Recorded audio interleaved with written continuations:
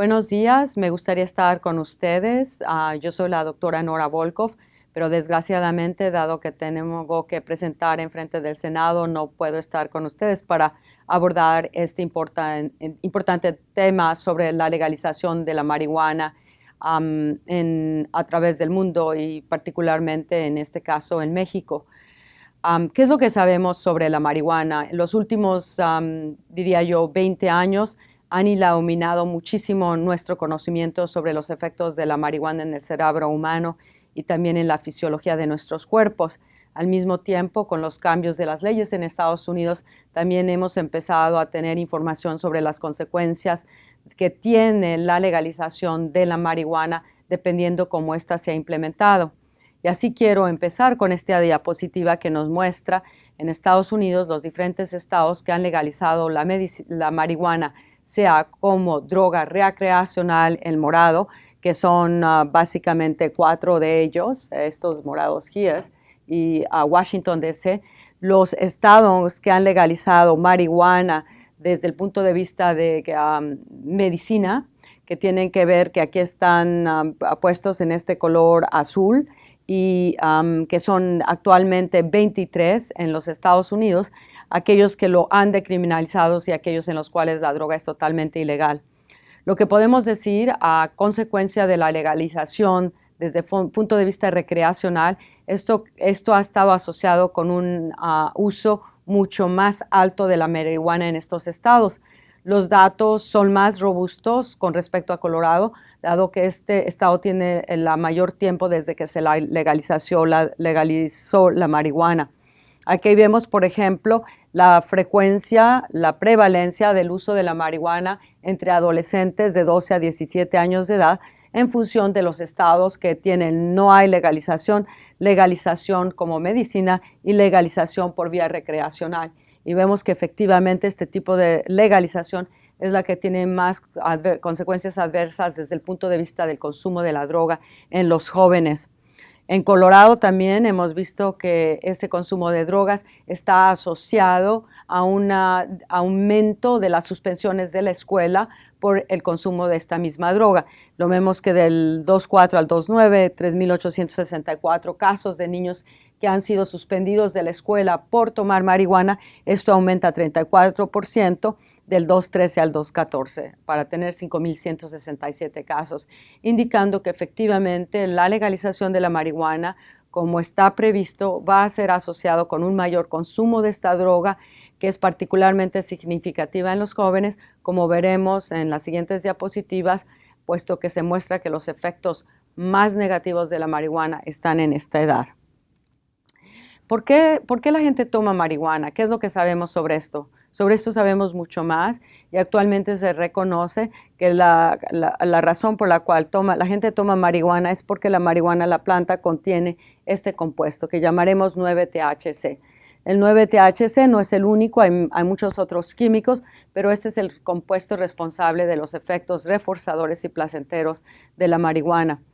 La manera que el 9-THC actúa es básicamente usando los sistemas biológicos que nuestro cuerpo ha desarrollado para la neurotransmisión de lo que llamamos nuestros endocannabinoides internos. Nosotros producimos endocannabinoides que regulan el funcionamiento de muchas funciones de nuestro cerebro y de nuestro cuerpo. Y existen receptores que se llaman CB1 receptores en los cuales se une el 9-THC y estos receptores son los que son responsables de los efectos de nuestros endocannabinoides endógenos, que son importantísimos, como lo digo, para una gran variedad de funciones. Ahora, ¿qué es lo que sabemos de cuándo sucede cuando se consume estas sustancias en este sistema endocannabinoide interno? Y lo que sabemos que cuando la gente fuma marihuana, la producción, el señalamiento de nuestro sistema endocannabinoide se va para abajo. Aquí tenemos unas imágenes tomadas como tomografía emisora de positrones, donde se muestra la concentración de los receptores CB1, que son a los cuales se une el 9-THC o la marihuana, pero también a través de los que se señalan nuestros endocannabinoides endógenos. Y cuando se han hecho estudios en los que se compara la concentración de estos receptores entre sujetos controles y sujetos que usan marihuana, se puede ver que los sujetos controles tienen una cantidad de receptores mucho mayor que la de los sujetos que fuman marihuana. Y esto tiene que ver que cuando se está hiperestimulando el sistema endocannabinoide, la manera como nuestro organismo responde es disminuyendo el señalamiento interno, de tal manera que cuando la persona no está intoxicada va a estar en un déficit de este sistema fisiológico importantísimo. ¿Qué tan importante es el sistema endocannabinoide? Pues muy importante, y simplemente voy a hablar sobre sus efectos en el cerebro. Aquí tenemos una distribución en un diagrama del cerebro donde se concentra la mayor cantidad de estos receptores. Están en muy alta concentración en sistemas del cerebro que tienen que ver con el placer y por ello que se usan. Están en muy alta concentración en el hipocampo, que contiene donde producimos la memoria y el aprendizaje. Muy alto contenido también en la amígdala, que es el área de las emociones, el área de la corteza cerebral, que tiene que ver con nuestra capacidad cognitiva, el cerebelo, que tiene que ver con nuestra capacidad motora y de coordinación. Y todos estos efectos, toda esta concentración, nos puede dar una indicación por qué la intoxicación con marihuana afecta el juicio, afecta la memoria, produce placer, está asociado con un mayor aumento y riesgo de accidentes automovilísticos. Además de esto, actualmente se sabe que el sistema endógeno de cannabinoides tiene un papel muy importante en el desarrollo cerebral. Es responsable de formar las conexiones que permiten que una neurona se comunique con la otra, lo que llamamos sinapsis.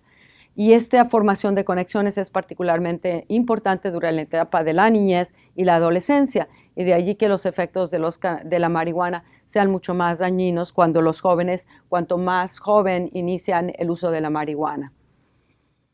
Se sabe muy bien que actualmente, esto ya no está disputado, la marihuana produce adicción. La frecuencia, no todo el mundo tiene el mismo, no todo el mundo que fuma se va a volver adicto a la marihuana.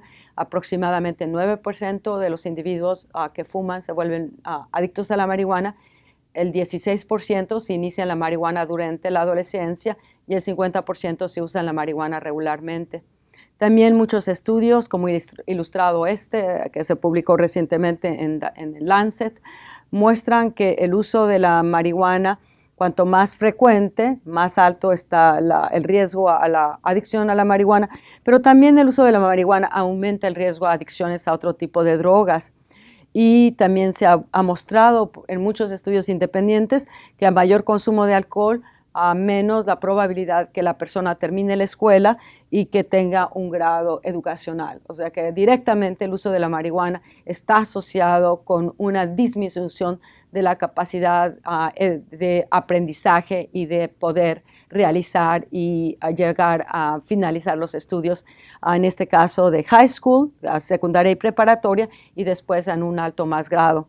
Algunos estudios también han mostrado un mayor alto riesgo a suicidio que parece ser tiene un efecto de impulsividad, dado que no hay evidencia que aumente la depresión. También ha habido estudios que han mostrado, muchos estudios de hecho, que han mostrado que el consumo de la marihuana durante la adolescencia está asociado con un déficit cognitivo. Pero esos estudios en general se han criticado porque no se controlaba por la capacidad cognitiva del individuo antes de empezar a fumar marihuana. Estudios más recientes han empezado a hacerlo prospectivamente, de tal manera que se tenga en cuenta cuál era la inteligencia y la capacidad cognitiva del individuo antes de fumar la marihuana para controlar por ello y después evaluar su funcionamiento cuando ya son adultos. Y este es uno de estos estudios que muestra que dependiendo de la intensidad, la duración del consumo de la marihuana, sea a través de etapas fijas de edad en 1 o 2 o 3, después de controlar por la inteligencia, por el coeficiente de inteligencia antes del consumo de la marihuana, se muestra que aquellos individuos que consumen marihuana antes de los 18 años y particularmente aquellos que los consumen regularmente a través del periodo que sigue la vida del adolescente, tienen una disminución significativa de los coeficientes de inteligencia, indicando que el consumo de la marihuana de alguna manera interfiere con el desarrollo del cerebro de tal manera que resulta en una capacidad cognitiva menor. Y este estudio con imágenes nos da una perspectiva en por qué lo puede hacer. Y lo puede hacer los hallazgos de esta investigación muestran que aquellos individuos que fumaron marihuana durante la adolescencia tienen una conexión inadecuada en ciertas áreas cruciales de nuestro cerebro para la memoria. Por ejemplo, estas fibras están disminuidas 80% en sujetos que están fumando antes de los 18 años de edad durante la adolescencia, y también en esta área del cerebro que se llama el precuneus, que es un área que coordina información que viene de todas partes del cerebro, o sea, es como un hub muy importante. Y esta disminución de las fibras de conexión, que es como la manera como la que el cerebro se comunica, es probablemente una de las razones por las cuales el consumo de la marihuana durante la adolescencia está asociado a una disminución de la capacidad cognitiva del individuo. Hay otro factor, no solamente es la importancia que tiene la marihuana desde el punto de vista de influir negativamente la capacidad cognitiva y de inteligencia, también existen hallazgos que han mostrado que el consumo de la marihuana regularmente produce déficit de la motivación. Y como la motivación es esencial para poder desarrollar cualquier actividad, también esto es posible que contribuya a lo que los estudios han mostrado, que la capacidad de terminar la escuela, de sacar buenos grados, disminuye con el consumo de la marihuana. Por un lado, los efectos en la parte cognitiva, por el otro lado, en los efectos de la parte motivacional. Pero también se ha generado muchísimo interés desde el punto de vista que el consumo de la marihuana pueda ser asociado con enfermedades mentales. En particular, se ha tenido muchísimo interés sobre la esquizofrenia, que es una enfermedad crónica con consecuencias muy devastadoras.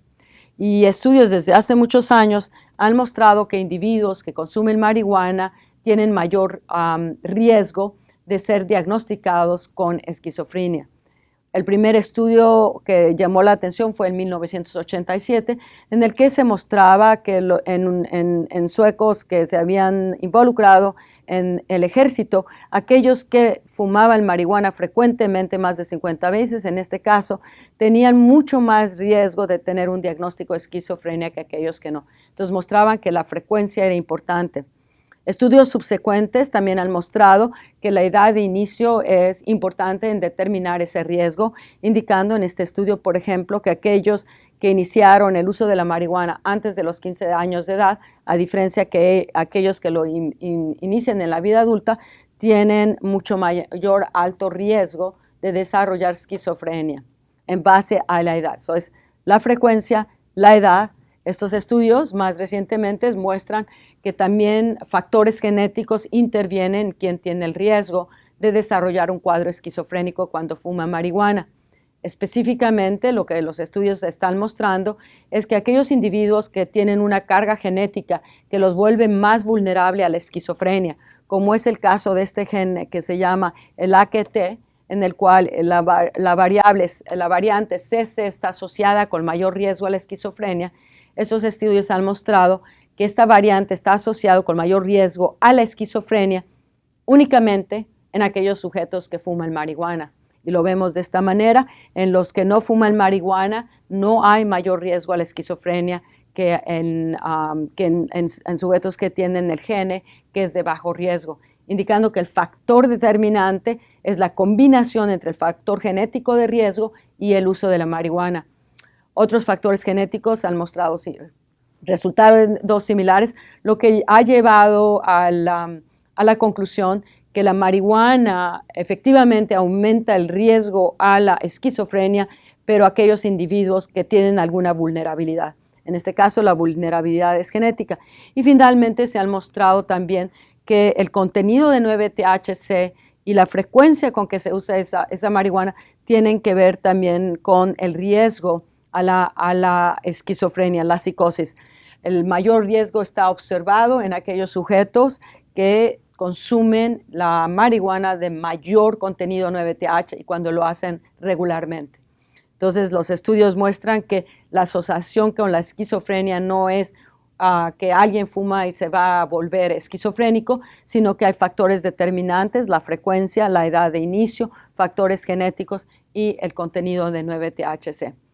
En base a estos resultados que les he sumarizado, porque son de los que ejemplifican los factores, algunos de los factores más importantes que tenemos que tener en cuenta cuando predecimos cuáles son las consecuencias de la legalización, es que el estado de legalización de una droga determina la frecuencia de las consecuencias. Y eso lo sabemos porque actualmente el caso número 1 de prevención de casos de prevención contra muerte es en el mundo es el cigarro, y la otra causa de factores prevenibles de muerte, la causa número 3 es el alcohol. El 1 y el 3 de riesgo son el cigarro y el alcohol de muerte en el mundo. Y esto tiene que ver no que el cigarro y el alcohol sean más dañinos que la metanfetamina o la heroína, no, para nada. Esas drogas son mucho más dañinas y con mucho más toxicidad. Tiene que ver con el estado de legalización. Al legalizarse una droga se vuelve accesible, se regulariza, su forma de consumición se vuelve la norma y esto aumenta el número de gentes que consumen la droga, pero también que las consumen frecuentemente y por probabilidad esto va a resultar en los efectos negativos. La gente le gusta comparar, bueno, ¿qué es peor, el alcohol o la marihuana? O la nicotina o la marihuana. Cada droga tiene sus efectos diferentes y se deben juzgar dentro de este contexto.